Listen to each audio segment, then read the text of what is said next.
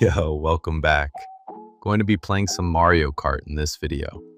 Today's story, I'm actually really excited to share with you. So you already know this one is gonna be crazy. I'll be dropping my thoughts here and there throughout the video. Still your favorite narrator for now. Let's get into the story. I asked my crush out in the hallway, and she grabbed the flowers out of my hand and said, "I would never be seen with someone like you." She snapped the stem in half when she said it. I was standing in the middle of the courtyard during lunch, holding a single red rose that I bought from the flower shop near the bus stop on my way to school that morning. It cost me $8, which was most of what I had left from my paycheck at the grocery store where I bagged and stocked shelves every weekend. I walked up to Ren Castellano in front of the fountain where she always sat with her friends, and I asked her if she wanted to go to homecoming with me. I kept it simple. I said, "Hey Ren, I think you're really cool, and I was wondering if you'd want to go to homecoming with me." I held out the rose. My hands were a little shaky, but I said every word clearly because I had practiced it the night before in my room, while my younger brother threw a tennis ball at the wall and told me I was going to choke. I didn't choke. I said exactly what I planned to say. Ren looked at the rose and then looked at me and then looked at her friends who were already watching with that expression people get when they know something entertaining is about to happen. Ren took the rose from my hand. For 1 second I thought she was accepting it. Then she snapped the stem in half and dropped both pieces on the ground between us and said I would never date someone like you. She said it in her full voice, not a whisper, not a side comment. Her full voice in the middle of a courtyard where at least 50 kids were eating lunch. One of her friends covered her mouth. A group of guys at the table behind her started clapping like they had just watched a highlight on television. Somebody from across the courtyard yelled, "You just got destroyed, bro," and the whole area erupted. Ren sat back down and flipped her hair and started talking to her friends like I had already stopped existing. I stood there for a second looking at the broken rose on the concrete. Then I picked up both pieces because my mother raised me to clean up after myself, and I walked back inside the building and went straight to the bathroom and locked myself in a stall and stood there for 10 minutes breathing. I didn't cry. I wanted to, but I didn't because the bathroom wasn't empty and I could hear two other guys talking by the sinks, and I was not going to give this school another piece of me to pass around. By 6th period, the whole school knew. A guy in my weight training class called me Rose Boy. Someone in the locker room asked me if I wanted to borrow a pair so that next time I'd have the guts to talk to a girl in my own league. My friend Scotty told 3 different people to shut up, but the jokes kept coming because high school is a machine that runs on other people's pain, and I had just given it fuel for a month. The worst part wasn't the rejection. The worst part was that nobody talked about what Ren did. Nobody said she was cruel. Nobody said snapping a flower in a guy's face was wrong. They said I should have known better. They said Ren was out of my league. They said a bag boy at a grocery store doesn't ask out Ren Castellano and expect anything but what I got. Like my job and my bus ride and my $8 rose were the reasons I deserved to be embarrassed in front of 50 people. Like she was a prize I hadn't earned the right to reach for, instead of a person I liked who could have just said no thank you and let me walk away with my dignity. I almost didn't go to homecoming. Scotty talked me into it. He said we'd go as a group with some guys from our weight training class and that nobody would even remember the courtyard thing by then. He was wrong. People remembered. But I went anyway because I bought a shirt and tie from the thrift store and my mother pressed them for me and I wasn't going to waste that. Ren was there. She came with Leon Delk, who was a senior with a truck and a leather jacket and the kind of jaw that made freshman girls walk into walls. They walked in together and Ren was glowing and Leon had his hand on her lower back and they looked like the couple the school voted for before anyone actually voted. I stayed on my side of the gym. I hung out with Scotty and the guys and we ate bad food and made fun of the DJ, and I was starting to feel like maybe the night wasn't a total loss. Around 9 o'clock I was refilling my cup near the bleachers and I saw Ren sitting by herself at one of the round tables. Her clutch was on the table and her chin was in her hand and she was watching Leon across the gym. He was leaning against the wall talking to a girl from the volleyball team. Not just talking, he was touching her hair. He was standing so close their shoes were touching and he was smiling at her the way a guy smiles when he wants a girl to know she's the only person in the room. Ren watched every second of it. Her face looked exactly like mine felt in that courtyard 3 weeks ago. Then she saw me. The second Ren saw me, her expression changed. Not into shame, not right away. First it turned hard, like she could still muscle her way out of the moment if she acted like she was above it. Then Leon leaned closer to the volleyball girl and tucked a strand of hair behind her ear, like Ren wasn't even in the same building. That was when the hard expression cracked. I should have looked away. I should have taken my flat fruit punch and gone back to Scotty and the guys and let the universe do what it was clearly trying to do. Instead, I stood there near the bleachers holding a paper cup and watched the girl who had smashed me open in public realize she wasn't special enough to be protected from the exact same feeling. Ren stood up so fast her chair scraped backward. She walked straight across the gym toward Leon. I couldn't hear her over the music, but everybody around them could tell it was bad from the body language alone. Leon turned with that annoyed look some guys wear when they think being confronted is ruder than cheating. Ren said something sharp. Leon shrugged. Ren pointed toward the volleyball girl. Leon laughed in her face. Then Ren slapped him. It cracked across the gym louder than the speakers. The music didn't stop, but the room changed anyway. Heads turned. Conversations died. Even the DJ looked up. Leon touched his cheek, looked around to see who had witnessed it, and muttered something at Ren that made one of the girls near him flinch. Then he walked out like he was the one who had been wronged. The volleyball girl followed 10 seconds later, pretending not to know him. Ren stood there alone in the middle of the gym floor with half the room staring at her. For one awful second, I saw exactly what she'd done to me. Not the details, the shape of it. A whole crowd deciding your humiliation belongs to them now. Ren grabbed her clutch and rushed out of the gym. Scotty appeared beside me with a plate of stale nachos. "Well," he said. "Yeah. You know what this means, right?" I looked at him. He lowered his voice. "By Monday, nobody is going to care about your flower thing anymore." He wasn't went wrong. That didn't make me feel good. By first period Monday, Rose Boy was dead and buried. Ren slapping Leon had replaced it in the school food chain. Everybody had a version of the story. In some versions, Leon had been caught making out with Talia Merritt behind the bleachers. In others, he had dumped Ren right there in front of the photo booth. In one especially stupid version, Ren threw her shoe at him after the slap and missed. High school does not let facts get in the way of a good humiliation. What bothered me was how quickly the school flipped. The same people who laughed when Ren wrecked me were suddenly acting like she'd always been unstable. Girls who used to hover around her now kept their distance like whatever happened at homecoming could stain them. Guys who had spent 2 years trying to get her attention were now calling her crazy loud enough for teachers to hear. It was ugly, but it was familiar. The machine had found a new body to feed on. At lunch on Tuesday, Ren walked into the cafeteria alone. That by itself made half the room look up. Her usual table near the windows was full, every seat. 2 girls who had been in all her group photos for years were sitting there like they didn't notice her. One of them saw her coming and slid her backpack onto the only empty chair. Ren stopped. Not for long, just long enough for anyone watching to understand what was happening. Then she turned, picked up her tray a little tighter, and walked out the side doors to the courtyard. Scotty watched her go and said, "That was brutal." I stabbed at my fries. Yeah, he looked at me sideways. "You want me to say she deserves it?" No. "You want me to say it's karma?" No. "Then what do you want?" I shrugged. Nothing. That wasn't true. What I wanted was for people to stop acting like public cruelty became less ugly when the target was someone they had decided not to protect anymore. What I wanted was for everybody to admit they loved a humiliation, as long as it wasn't theirs. After school, I had a shift at the grocery store. I changed into my green polo in the employee bathroom, clocked in, and spent 3 hours bagging milk and frozen waffles and paper towels for people who never looked me in the eye. Around 7, I was gathering carts in the parking lot when a silver SUV flew in too fast and parked crooked over the line. Ren got out of the passenger side. Her mother came out right after her. I knew her mother by reputation, even if I'd never spoken to her. Linda Castellano sold expensive houses and looked like she had been assembled by a team. Hair in place, makeup perfect, smile that never reached the eyes. Ren slammed her door and headed for the store. Linda grabbed her arm. I wasn't close enough to hear the first few words, but Ren yanked free and said, "Stop touching me." Linda lowered her voice, then glanced in my direction when she noticed I was nearby. Her face sharpened the way adults' faces do when they realize there is a witness. Ren didn't care. "You care more that everyone saw it than that he humiliated me," she said. Linda hissed something. Then Ren laughed, and it was the ugliest laugh I'd ever heard from a teenager. "You sound just like me." She shoved past her mother and went inside. Linda stayed still for 1 second, then followed her with the kind of posture that told me she would rather have broken a heel than lost control in a parking lot. That line stayed with me all night. "You sound just like me." When my shift ended, my mother picked me up because the late bus had already stopped. She took one look at my face and asked, "You want pancakes?" That was her way of asking if something had happened. My mom believes most bad days improve with food and a kitchen table. She is usually right. While she mixed batter, I sat on the counter and told her a watered-down version. "A girl from school said something awful to me a few weeks ago," I said, "and now something bad happened to her, and I thought I'd feel better than I do." My mom whisked the batter like the bowl had insulted her. "Do you feel sorry for her?" "I don't know. Do you still feel hurt?" "Yeah," she nodded. "Both can live in the same house." Nah, that line is insane. You can feel sorry for her and still be hurt. Both things are true at the same time. His mom understood that before he did. That's a good mom right there.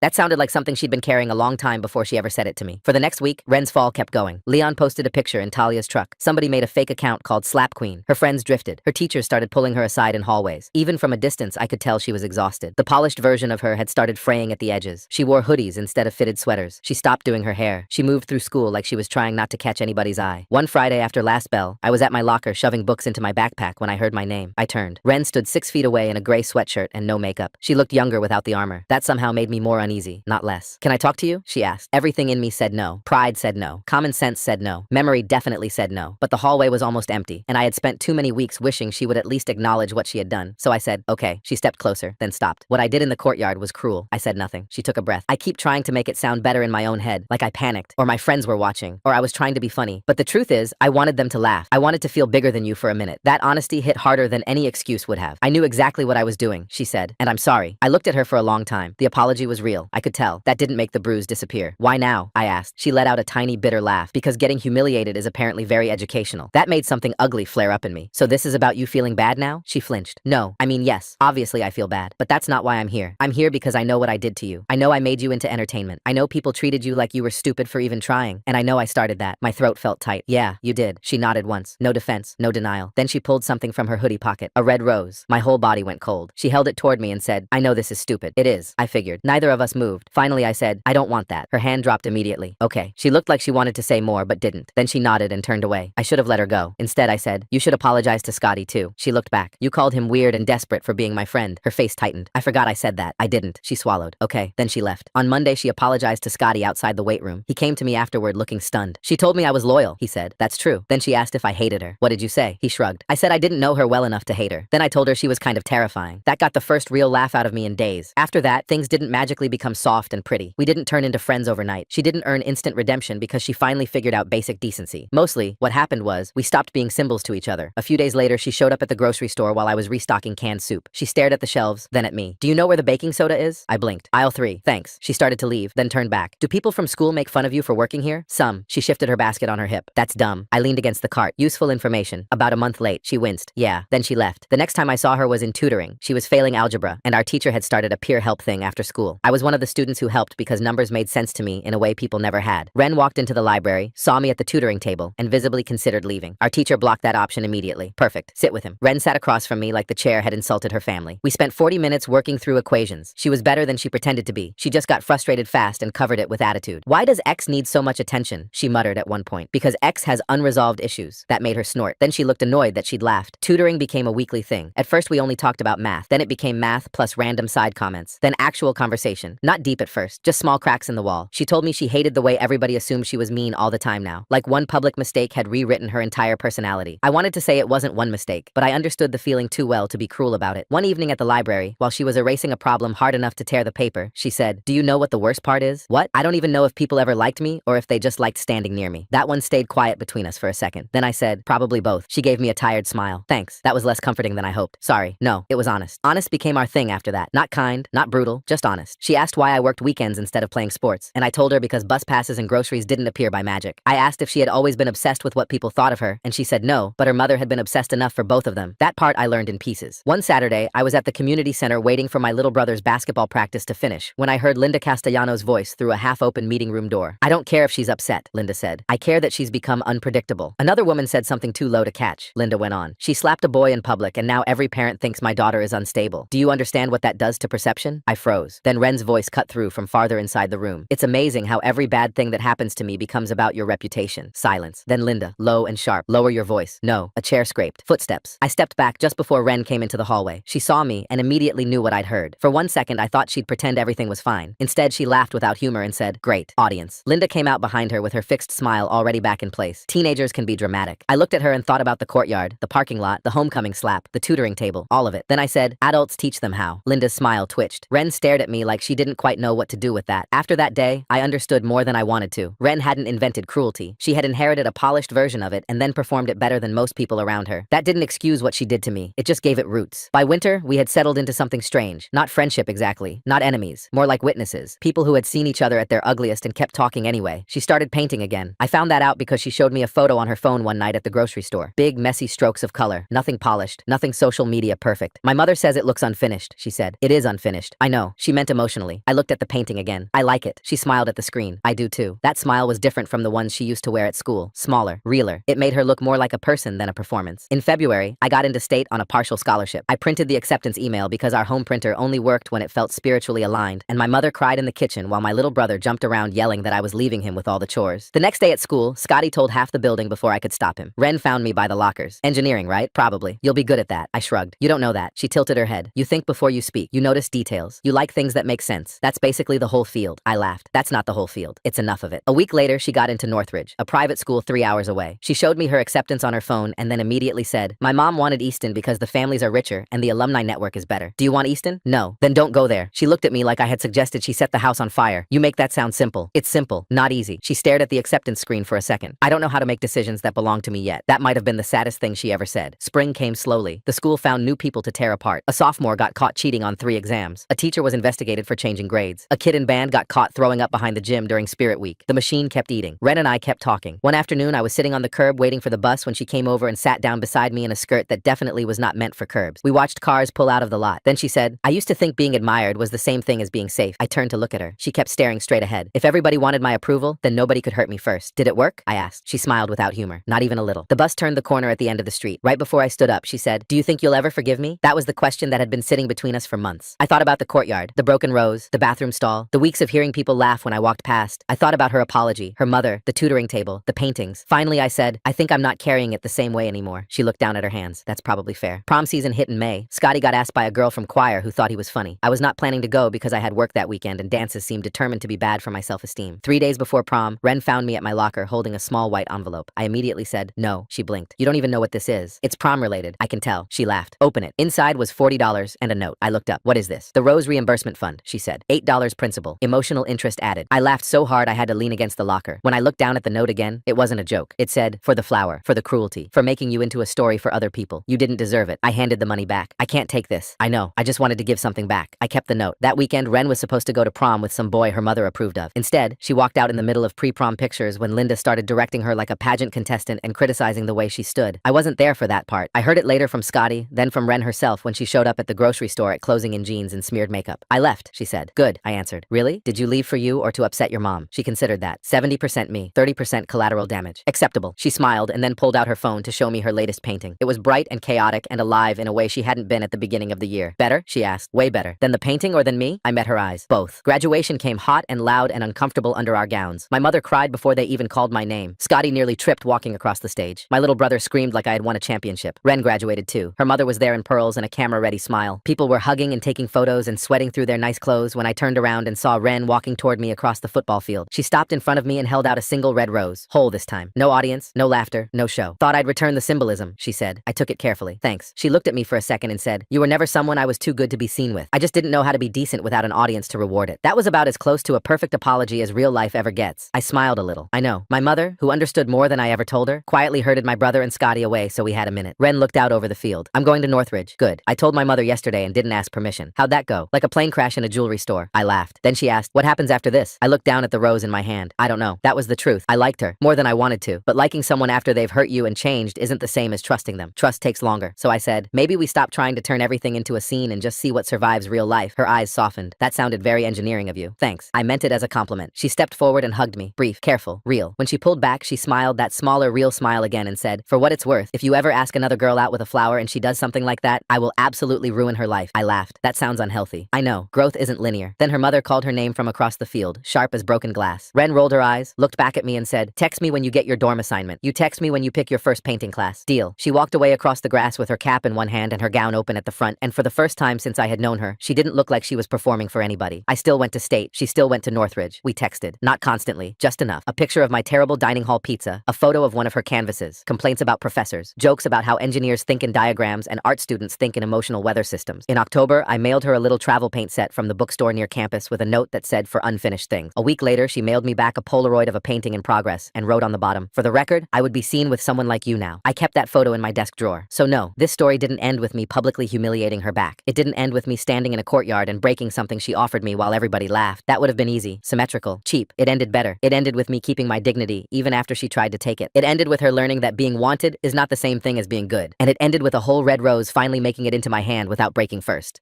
After everything, that's how you end a story. All right, that's it. Drop a comment, subscribe. See you guys in 2 days.